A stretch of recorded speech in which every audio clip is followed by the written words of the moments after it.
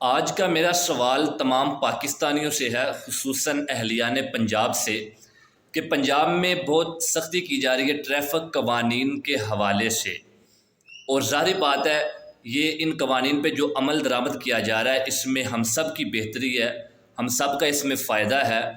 لیکن پھر بھی مختلف شعبہ ہے زندگی سے تعلق رکھنے والے لوگ اس کی مخالفت کیوں کر رہے ہیں۔ ایک طرف دیکھیں کہ ایک تربیت یافتہ لائسنس رکھنے والا شخص بائک چلائے گا تو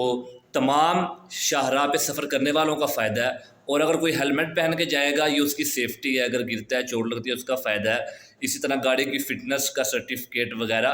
اور یہ کاغذات وغیرہ، یہ ساری چیزیں، یہ سارے قوانین جن پہ عمل درآمد کیا جا رہا ہے، ایف آئی آر کروائی جا رہی ہیں، چھوٹے بڑے سب کو اندر کیا جا رہا ہے اور باری برکم جرمانے کیے جا رہے ہیں،